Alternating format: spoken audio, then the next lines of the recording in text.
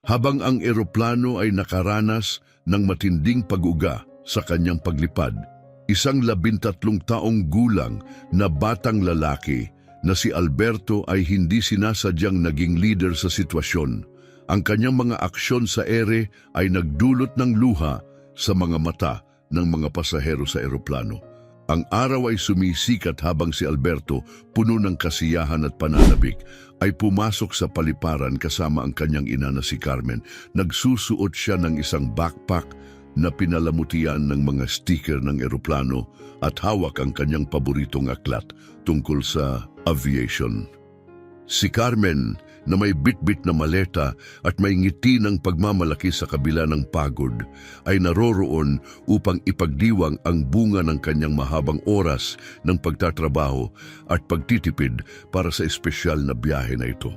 Sa departure lounge, ang kasiyahan ni Alberto ay kapansin-pansin. Sabik niyang itinuro ang iba't ibang eroplano sa runway. Tumpak na tinutukoy ang mga ito. "Tingnan mo, nanay, isang Boeing at may Airbus A320 doon," sigaw niya. Si Carmen, bagamat hindi alam ang tungkol sa mga eroplano, ay nahawa sa kasiyahan ng kanyang anak. "Ang dami mong alam tungkol sa mga eroplano, Leo. Sigurado akong magiging piloto ka balang araw, di ba?" Ang pinakamahalagang bahagi ng araw ay dumating nang magsimula silang magsakay sa eroplano. Pumasok si Alberto sa eroplano, inaalam ang bawat detalye mula sa disenyo ng mga upuan hanggang sa pagkakaayos ng mga overhead compartment. Pati na rin ang pagtingin sa cockpit habang sila ay dumadaan. Nang makaupo sila sa kanilang mga upuan, si Alberto ay nakadikit sa bintana, pinapanood ang mga ground crew at ang runway at ibinabahagi ang mga kaalaman kay Carmen. "Alam mo ba, nanay? Ang isang Boeing 737 katulad nito ay pwedeng lumipad ng kasing bilis ng 560 milya bawat oras." Sabay kwento niya ng may kasabikan. "Grabe, anak!" sagot ni Carmen habang inaayos ang kanyang seatbelt. "Baka ikaw na ang magpapalipad ng isa sa mga eroplano na ito balang araw." Habang ang eroplano ay nagsimulang gumalaw, naramdaman ni Alberto ang matinding kasiyahan mula sa tunog ng makina at ang pakiramdam ng pag-angat. Nang maglayag na sila sa himpapawid, ang eroplano ay tumaas sa itaas ng mga ulap at siya ay namangha sa tanawin. Sa kalagitnaan ng flight, nakipag-usap si Alberto sa isang flight attendant, tinanong tungkol sa kanilang kasalukuyang altitude mula sa tunay na pagkamausisa. Labis na nagulat ang flight attendant sa kanyang kaalaman. "Nasa 33,000 talampakan tayo. Interesado ka ba sa aviation?" tanong niya. Tumango si Alberto ng may sigla, pinag-uusapan ang kanyang karanasan sa mga flight simulators at instrument panels. Si Carmen ay ngumingiti sa tiwala ng kanyang anak habang pinupuri siya ng flight attendant. At iniwan pa siya ng isang souvenir sticker mula sa airline na itinuring ni Alberto na isang mahalagang alaalang pag-aari. Ang flight ay nagpatuloy ng maayos at si Alberto ay lubos na nakatutok sa bawat aspeto mula sa safety briefing hanggang sa mga anunsyo sa cabin. Hindi lamang ito isang flight para sa kanya. Ito ay isang paglalakbay patungo sa kanyang mga pangarap. Gayunpaman, habang sila ay lumilipad sa ibabaw ng Caribbean Sea, ang eroplano ay nakaranas ng turbulence na nagdulot ng kapansin-pansing tensyon sa mga pasahero. Tiniyak ng kapitan sa lahat na ito ay nasa kontrol, ngunit si Alberto ay nakaramdam ng hindi pagkakakomportable. Pinanood niya ang pakpak ng eroplano ng mabuti at dahil sa kanyang kaalaman sa aviation, napansin niyang may kakaibang nangyayari. Ang turbulence ay lalong lumala at isang nakakabahalang katahimikan ang sumunod sa maikling anunsyo ng kapitan. Ramdam ni Alberto na may hindi tamang nangyayari. Ang kanyang mga pag-aaral ay nagpapakita na dapat ay may mas maraming komunikasyon sa ganitong mga sitwasyon. Ipinahayag niya ang kanyang pag-aalala kay Carmen nang biglang mag-dip ang eroplano na nagdulot ng takot sa mga pasahero. Naglabasan ang mga oxygen mask na nagdagdag sa takot. Habang sinusubukang manatiling kalmado, sinuong nina Alberto at Carmen ang sitwasyong hindi tiyak habang ang flight attendant ay dumadaan sa cabin, ang kanyang sariling kaba ay hindi na itago sa mga pagsisikap na patahimikin ang mga pasahero. Pinipigilan ng takot, hinarap ni Alberto ang lumalalang sitwasyon nang may halo ng takot at determinasyon. Bagamat tumaas ang kaba sa kanyang lalamunan at karaniwan ay tahimik siya, tinawag niya ang lumilipas na flight attendant ng may pag-aatubili. Ma'am, pakiusap, anong nangyayari sa cockpit? Sa tingin ko, may malalang problema. Huminto ang flight attendant at ang ekspresyon niya ay puno ng pag-aalala. Kontrolado ang lahat. Nagsimula siyang magbigay ng kasiguraduhan, ngunit pinutol siya ni Alberto, pinapalakas ng isang pakiramdam ng pagka-urgente. Hindi ito kontrolado! Kung kontrolado ito, magkokomunikasyon ang mga piloto sa atin. Nabasa ko ang tungkol sa mga prosesong ito. May mali, sigurado ako. Iginiit niya ng buong tapang.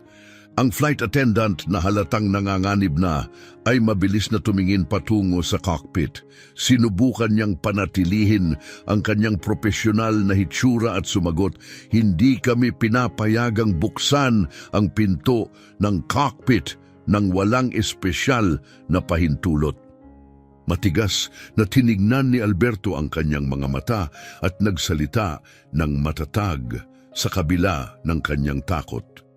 Kung wala sila sa tamang kalagayan, walang magmamaneho ng eroplano. Kailangan nating tingnan, matutulungan ko pakiusap. Narinig ni Carmen ang kabigatan sa boses ng kanyang anak at sinubukang mag-intervene. Ang kanyang tinig ay puno ng alarma. "Alberto, bata ka lang, hindi ito responsibilidad mo."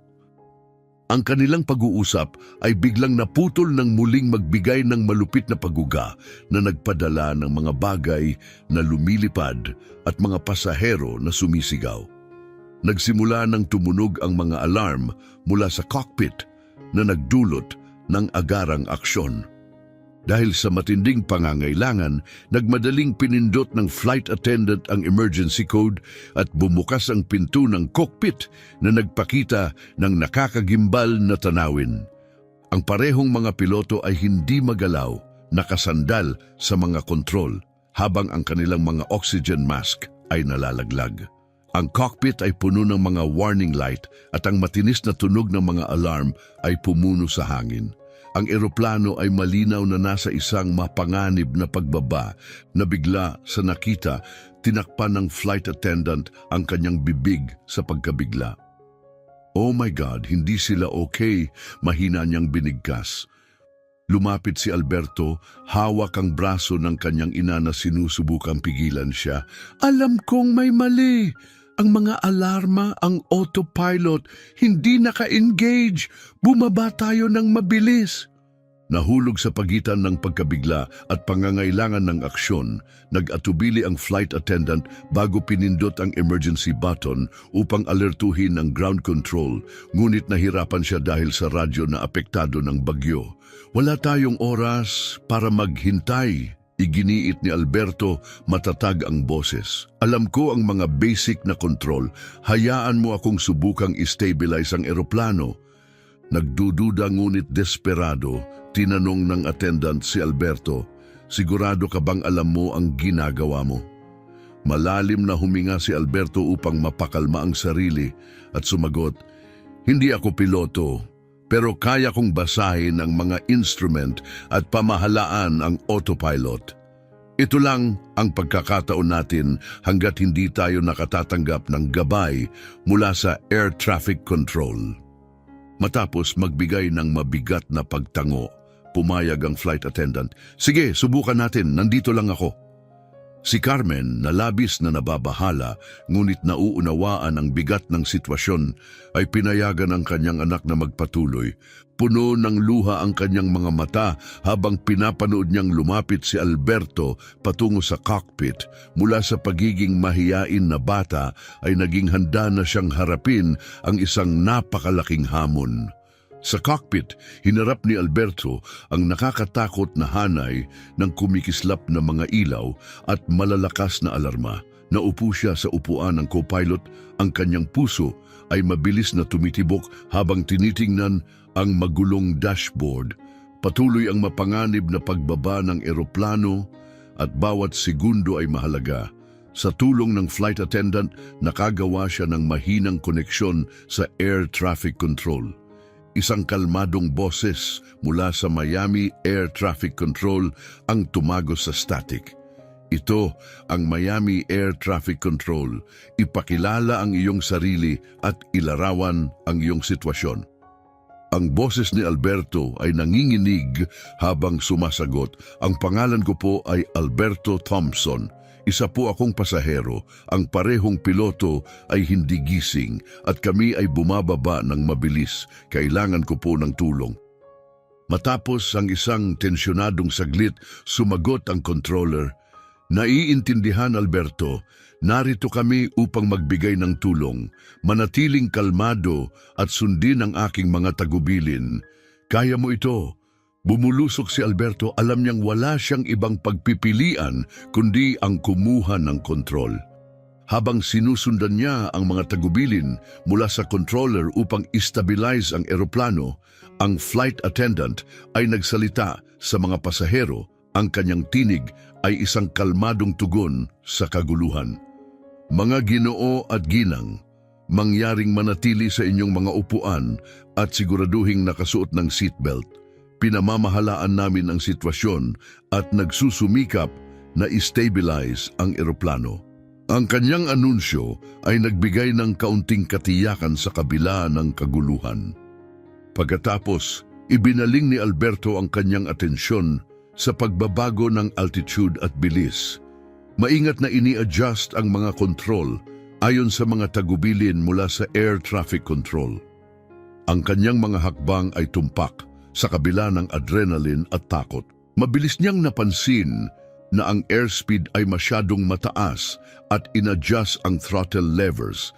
Dahan-dahang binawasan ang lakas ng makina. Isang bagong alerto ang nagpakita ng problema sa pressurization na tinugunan ni Alberto sa pamamagitan ng pagpapagana ng automatic system. Ang kanyang focus ay hindi natitinag habang binabaybay ang mga hamon. Nagpatuloy ang flight attendant sa pag-check sa mga pasahero, tinitiyak ang kanilang kaligtasan at sinusunod ang mga tagubilin ni Alberto upang tiyakin ang paggana ng mga oxygen masks. Ang pinagsamang pagsusumikap ni Alberto at ng flight crew ay dahan-dahang nagbigay ng kontrol sa sitwasyon. Ang bawat sandali ay isang pagsubok sa hindi inaasahang tapang at determinasyon ng batang lalaki. Tumango ang stewardess bilang tugon at mabilis na umalis. Binigyan si Alberto ng pagkakataon na magtuon ng pansin sa pamamahala ng eroplano. Ang mga patak ng pawis ay bumagsak sa kanyang noo habang ang hindi matitinag na boses ng air traffic controller ay narinig sa kanyang headset. Alberto, napakahusay mong humahawak sa sitwasyong ito. I-activate natin ang autopilot ngayon upang ma-stabilize ang eroplano habang naghahanda tayo para sa landing. Sundin ni Alberto ang mga tagubilin ng maingat. Matagumpay na inactivate ang autopilot. Isang tagumpay na hindi pa niya nagagawa mula nang magsimula ang emergency. Ang eroplano ay ngayon ay dumadaan ng maayos sa himpapawid. Sandali niyang naisip na makahinga. Tiningnan niya ang cockpit at tunay na naintindihan ang laki ng kanyang sitwasyon. Kinuha niya ang radyo at bahagyang nanginginig ang boses, "Miami Control, anong susunod na hakbang?" "Alberto, oras na para maghanda para sa landing. Nakikipag-coordinate kami sa Miami International upang bigyan ng prioridad ang inyong pagdating. Nandito ako upang gabayan ka sa bawat hakbang, pero kailangan mong manatiling kalmado. Handa ka na ba?" Mahigpit na hawak ang radyo, determinasyon sa kanyang tinig, sumagot si Alberto, "Oo, handa na ako." "Mabuti," utos ng controller. "Ayusin mo ang iyong heading. Ituon ang iyong pansin sa navigation panel at itakda ang iyong kursong 270 degrees papunta sa Miami." Habang inaayos ni Alberto ang dial, tumugon ang eroplano at binago ang kursong tinatahak. Ang mga ulap sa ibaba ay naglaho at ipinakita ang malawak na dagat na matinding nagpapaalala sa kanya ng kanilang delikadong posisyon. Ang stewardess ay bumalik sa cockpit ilang sandali pagkatapos at pinapalakas ang kanyang loob na ang lahat ng pasahero ay ligtas at may mga oxygen mask sa kanilang mga mukha. Sumagot si Alberto ng isang maikling tingin. Alam niyang nakasalalay sa kanya ang kaligtasan ng lahat. Sa kabila ng matinding pressure, alam niyang hindi siya pwedeng magkamali. Ngayon ay matatag na ang eroplano at nasa tamang direksyon. Muli niyang pinindot ang radio button. Nakahanay na kami para sa susunod na tagubilin. Ano ang dapat kong gawin ngayon?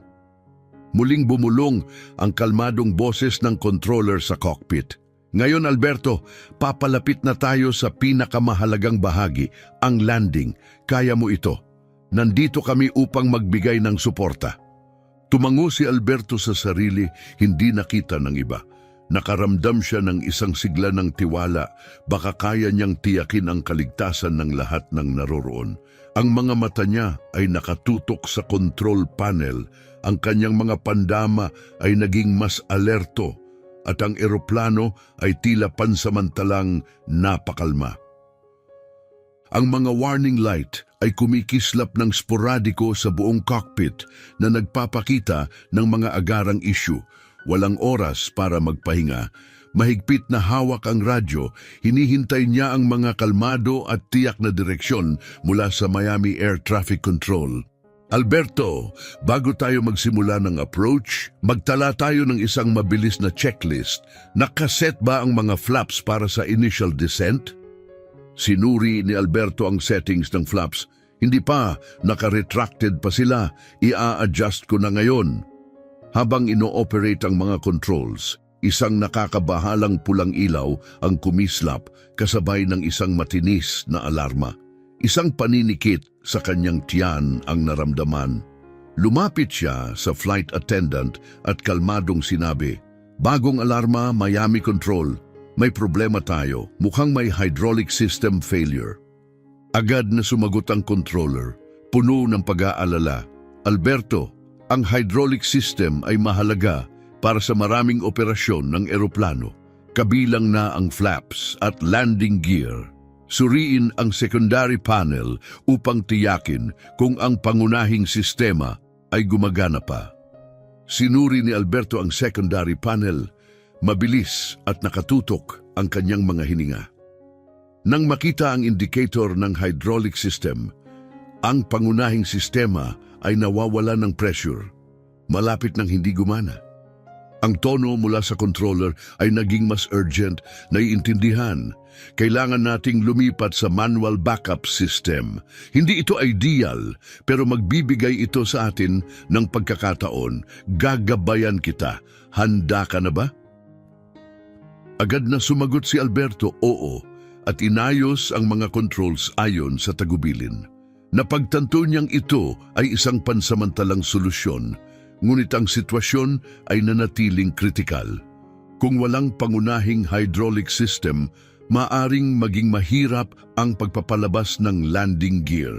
Naalala niya mula sa mga simulations ang kahalagahan ng mga ganitong pagkabigo. Control, ang landing gear ay umaasa rin sa hydraulics. Tama ba? Tanong niya. Medyo nanginginig ang boses.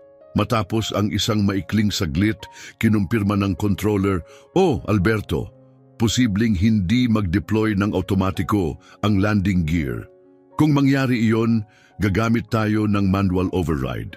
Sa ngayon, mag-focus ka muna sa mga agarang gawain. Isa-isa nating haharapin ang bawat issue." Nakaramdam ng suporta mula sa flight attendant na nakaramdam ng lumalaking kaba ni Alberto. Nilagay nito ang isang nakapapawing kamay sa kanyang balikat. "Alberto, sobrang galing mo. Lahat ng tao ay umaasa sa iyo, ngunit tandaan, kaya mong gawin ito." Tumango si Alberto kahit na ang mga pagdududa ay patuloy na nagpapahirap sa kanya. Isa lamang siyang 13 taong gulang na bata. Sa kabila ng kanyang theoretikal na kaalaman, ang paghawak ng isang tunay na krisis ay isang ibang bagay. Paano kung magkamali ako? Paano kung ang kapalaran ng lahat ay nakasalalay sa aking pagkakamali? Parang naramdaman ng controller ang mga pag-aalinlangan ni Alberto at bumalik ang kanyang boses, matatag at nakapagbibigay ng lakas ng loob. Alberto, alam kong mahirap ito, pero bawat desisyon na ginawa mo ay nagpapanatili ng eroplano sa ere. Kaya mo ito. Sundin mo lang ang mga tagubilin ko, isa-isang hakbang. Huminga ng malalim si Alberto at naramdaman niyang tumutugon ng mas maayos ang eroplano matapos ang mga adjustment sa hydraulic system. Ngunit ang hindi pa nalulutas na issue ng landing gear ay patuloy na nakatambad. Tumutok siya sa mga aspeto na kaya niyang impluwensyahan. Control, kumpleto na ang course adjustment. Nakahanay na kami para sa initial approach. Iniulat niya. Matapos suriin ang mga instrument. Magaling, Alberto. Susunod, magsisimula tayong pabagalin ang eroplano. Maaari mo bang gamitin ang spoiler upang makatulong? Utos ng controller. Inactivate ni Alberto ang spoiler controls, ngunit isang bagong alerto ang sumulpot. Ipinahayag niya, partial spoiler failure. Mukhang isa lamang sa mga side ang gumagana. Agad na tumugon ang controller, ayos lang. Magdudulot ito ng kaunting instability, ngunit kaya natin itong pamahalaan. Hawakan mo lang ng maayos ang yoke upang mapanatili ang balanse. Sinunod ni Alberto ang payo, ang kanyang mga kamay ay matatag na hawak ang eroplano habang ito ay nanginginig sa ilalim niya. Hinawakan niyang mabuti ang yoke, maingat na pinamamahalaan ang galaw ng eroplano hanggang sa ito ay mag-stabilize. Biglang pumasok ang flight attendant, hawak ang isang handheld radio at ibinalita ang isang nakababahalang update mula sa technical crew. Tumingin siya kay Alberto. Ang ekspresyon ng mukha ay seryoso. Alberto, sinabi ng technical team na hindi nagde-deploy ng automatiko ang landing gear. Hindi ito tumutugon. Ang balitang ito ay tumama kay Alberto na may bigat na pinakaasam niya. Ang sitwasyon na walang landing gear ay nangangahulog ang isang delikadong landing. Habang nanginginig ang mga kamay, ipinahayag niya ang sitwasyon sa Miami Control. Matapos ang ilang sandali ng tensyon, narinig ang boses ng controller. Alberto, kailangan nating gamitin ang manual emergency system para ibaba ang landing gear. Tumingin ka sa iyong kaliwa, sa ibaba ng panel. Kailangan mong paikutin ang lever ng ilang beses upang pilitin itong bumaba. Mangangailangan ito ng matinding lakas. Ngunit gagana ito. Hinahanap ni Alberto ang lever at sinimulan niyang paikutin ito gamit ang lahat ng lakas niya. Ang mekanismo ay kumikrit at ang pawis ay tumulo sa kanyang noo habang nagpapatuloy siya sa mabigat na gawain. Nang magsimulang sumakit ang mga braso, hindi siya tumigil. Tinulungan siya ng flight attendant, sabay niyang hinawakan ang lever. Sa huli, narinig nila ang isang metalikong click sa buong cabin at isang green light sa panel ang nagbigay ng senyales ng matagumpay na deployment ng landing gear. Habang humihingal, iniulat ni Alberto, "Control! Nakadeploy na ang landing gear, may green light na." Isang boses na puno ng kaluwagan ng tumugon, "Napakahusay na pagsisikap, Alberto. Ngayon, magtuon tayo sa landing. Nandito ka na. Ilang hakbang na lang." Pumikit sandali si Alberto, huminga ng malalim at nagtakda ng lakas para sa susunod, ang nakakatakot na gawain ng ligtas na pagland ng malaking eroplano. Ang cockpit ay puno ng tensyon habang siya ay nakaupo sa upuan ng co-pilot. Mahigpit na hawak ang yoke, ang mga mata ay nakatutok sa instrument panel. Ang langit sa labas ay nabalot na ng makapal na ulap, kaya't halos wala ng visibility. Ang kalmadong, mabilisan, ngunit matatag na tono ng air traffic controller mula sa Miami ay dumating sa radyo. "Alberto, 5 minuto na lang at nasa runway na tayo. Mahirap ang panahon. ngunit tutulungan tayo ng approach systems ng paliparan upang matulungan tayo sa alignment. Gagawin natin ito ng magkasama.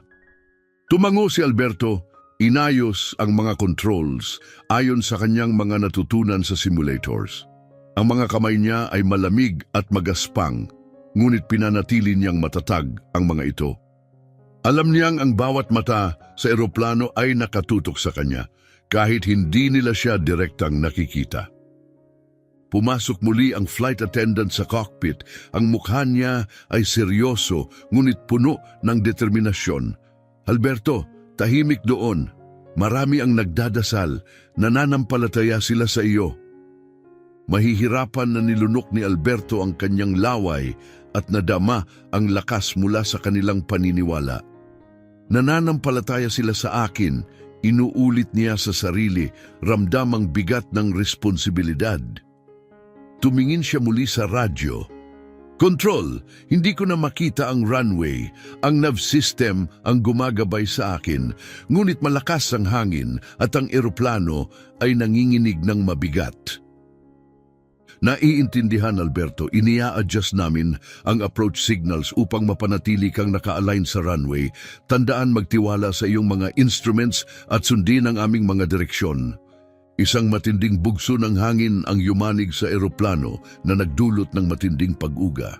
Hinigpitan ni Alberto ang hawak sa yoke, nakatutok ng mabuti sa pagpapanatili ng kontrol habang ang artificial horizon ay kumikislap. Control, ang hangin ay tinutulak tayo palabas ng kursong patungo sa kaliwa. Ano ang dapat kong gawin? Tanong niya, ang boses ay strained dahil sa exertion. Mag-apply ng magaan na corrections gamit ang yoke, gamitin ang rudder pedals upang manatiling balanse at i-adjust ng dahan-dahan, utos ng controller. Maingat na sinundan ni Alberto ang bawat tagubilin, ina-adjust ang kurso ng eroplano. Alam niyang ang runway ay malapit na, bagamat natatakpan ng makapal na ulap. Patuloy ang radyo sa pagbibigay ng detalyadong gabay. Alberto, malapit ka na sa runway. Sa ilang segundo, makikita mo na ito. Pabagalin ang iyong bilis sa 155 knots at itakda ang flaps sa 30 degrees para sa karagdagang lift. Sumunod siya, binawasan ng throttle at inadjust ang flaps. Isang bagong warning light ang kumislap sa panel, ngunit tinanggal ito ni Alberto sa kanyang isipan, nakatuon sa mahahalagang controls. Bigla, ang mga ulap ay bumukas, ipinakita ang maliwanag na runway sa unahan. Tumibok ang puso niya, ang runway ay mas malapit kaysa inaasahan niya. Control, nakikita ko na ang runway! Sigaw niya, ang boses ay may halong kaluwagan at kaba. Magaling, Alberto. Ngayon ayusin ng tama. Panatilihing bahagyang nakataas ang ilong. Dahan-dahang pabagalin habang papalapit sa lupa. Siguraduhin ang main landing gear ang unang tatama. Habang ang eroplano ay mabilis na bumababa patungo sa runway, ang mga ilaw nito ay kumikislap na parang ilaw ng parola sa gitna ng crosswinds. Mahigpit na hawak ni Alberto ang yoke, patuloy na ina-adjust ang landas ayon sa mga gabay ng controller. Alberto, ang alignment ay tama. Bawasan ang bilis sa 125 knots at maghanda para sa touchdown. Mabilis na bumababa ang eroplano, ang mga huling sandali ay tumagal. Pinanatili ni Alberto ang kanyang composure, ina-adjust ang yoke ayon sa mga tagubilin.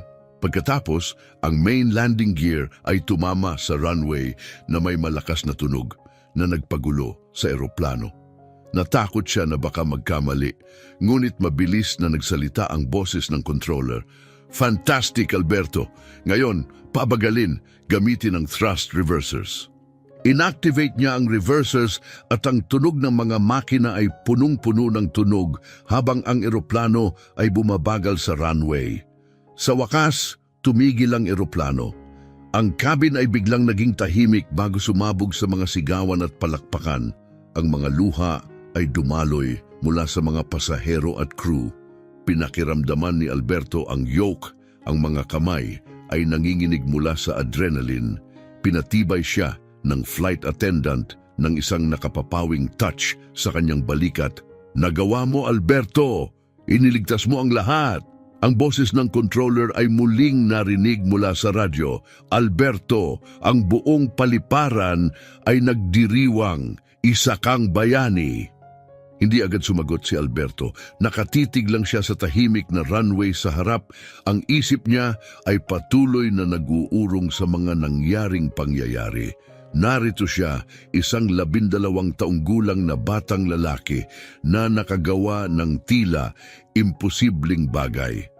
Nakatigil ang eroplano sa tarmac, pinalilibutan ng mga sasakyang pang-emergency na may kumikislap na ilaw. Nakabukas ang mga pinto at ang mga bombero at paramedics ay tumutulong sa mga pasahero na bumaba. Ang mga palakpakan mula sa mga tauhan ng paliparan at rescue teams ay pumuno sa hangin, ipinagdiriwang ang batang bayani. Ngunit sa kabila ng pisikal at emosyonal na pagod, nanatili si Alberto sa cockpit.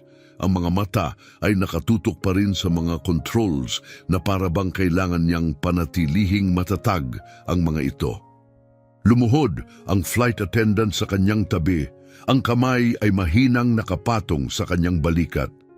"Alberto, tapos na. Ligtas na ang lahat. Ang galing mo." Tumingin si Alberto sa kanya. Ang mga mata ay kumikislap mula sa mga luha na pinipigilan niyang umagos.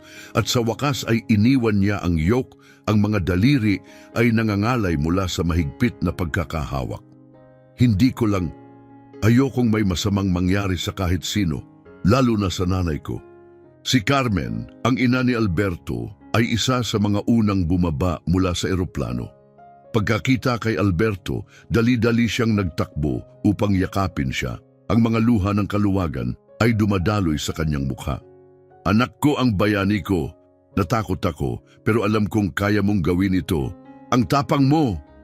Nabalisa si Alberto at niyakap siya pabalik. Pakiramdam niya ay parang siya ay nahulog pa rin sa isang hindi kapani-paniwalang panaginip. Ang nagawa niyang tagumpay ay tila higit pa sa imposibleng bagay. Habang sila ay pababa ng mga hagdan, ang mga palakpakan ay lalong tumindi. Ang mga bombero, paramedics, iba pang mga piloto at pati ng mga pasahero mula sa ibang mga flight ay nagtipon upang parangalan ang batang nagligtas sa kanilang mga buhay. Ang mga pisngi ni Alberto ay naging pula sa hiya at mahiyain niyang tinanggap ang kanilang mga papuri. Palagi siyang umiiwas sa pansin at ngayon, higit sa lahat, gusto niyang magtago at hindi makuha ang atensyon. Ngunit tila imposible iyon nang magsimula ang mga reporter na itulak ang mga mikropono at kamera sa kanya, nagtatanong ng sunod-sunod. "Paano mo napanatiling kontrolado ang eroplano? Ano ang iniisip mo noong landing? Gusto mo bang maging piloto balang araw?" Napuno ng kalituhan at hindi alam kung paano sasagutin, tumingin si Alberto kay Carmen. Nang makita ni Carmen ang discomfort ng kanyang anak, siya na ang humarap. "Pakiusap, bata lang siya. Ngayon, ang tanging gusto lang namin ay magpahinga at magpasalamat na buhay kami." Sinunod ng mga tao ang kanyang pakiusap at nagbigay daan sa kanilang pag-alis. Doon, napansin ni Alberto ang air traffic controller na tumulong sa kanya sa buong pagsubok, nakatayo na kasama ang mga paramedics. Lumapit ang controller, ang mukha ay puno ng paghanga. "Ang galing mo, kid. Sabihin ko pa, may mga bihasang piloto na hindi kaya ang ginawa mo." Shake ng ulo si Alberto, ang kanyang kababaang loob ay nangingibabaw. "Ginawa ko lang ang kailangan kong gawin. Hindi ako tunay na piloto. Mahilig lang ako sa eroplano." "Mas sobra pa sa sapat yun, Alberto. Nagtulungan ang buhay ng marami dahil sa ginawa mo. Huwag mong dudaang iyon." Binigyan siya ng tapik sa balikat ng controller bilang isang pagbati. Sa mga sumunod na araw, ang kwento ni Alberto ay naging isang pandaigdigang sensasyon. Ang mga media outlets sa buong mundo ay nagsimula ng mga ulat tungkol sa batang piloto. Sa kabila ng biglaang kasikatan, umiiwas pa rin si Alberto sa spotlight. Mas gusto niyang gumugol ng tahimik na oras kasama ang kanyang ina. Bilang pasasalamat sa kanyang tapang, nag-alok ang airline kay Alberto at Carmen ng libreng mga flight habang buhay, at sa isang espesyal na seremonya, ibinigay nila kay Alberto ang isang maliit na replika ng eroplano na kanyang pinamahalaan. Ang inscription ay nagsasabing, "Para sa aming batang bayani na nagpamatuwid na ang imposibleng bagay ay kayang makamtan." Habang tinatanggap ni Alberto ang regalo, nagbigay siya ng mahiyang ngiti. Bagamat pinahahalagahan niya ang pagkilala, ang pinakamahalaga ay ang pagkumpirma ng kanyang sariling kakayahan. Ang karanasang iyon, bagamat nakakatakot, ay nagpapatibay pa sa kanyang pagmamahal sa aviation. Mas lalo pa siyang naging determinado sa kanyang mga pag-aaral, nakikilahok sa mga simulators, nagbabasa ng mga aviation manuals, at masigasig na nakikinig sa mga piloto na handang magbigay ng payo. Isang gabi, habang tinitingnan ang madilim na kalangitan mula sa kanyang bintana sa kwarto, tahimik na sinabi ni Alberto sa sarili, "Balang araw, magpapalipad ako ng tunay na eroplano at hindi sa isang emergency. Ito ay magiging aking trabaho, aking buhay." Narinig siya ni Carmen at ngumiti, lumapit sa kanya sa bintana. "Napatunayan mo na kaya mo, Alberto. Ang nangyari ay simula pa lamang." Bumalik si Alberto sa kanyang ngiti, naramdaman ang bagong kumpiyansa. Alam niyang ang kanyang tunay na paglalakbay, ang paglalakbay patungo sa pagiging piloto, ay nagsisimula pa lamang. At dito nagtatapos ang ating kwento ngayon. Kung nagustuhan mo ang video, huwag kalimutan na mag-subscribe at pindutin ang like button. Ibahagi ang iyong mga saloobin sa mga komento sa ibaba at magkita-kita tayo sa susunod na video.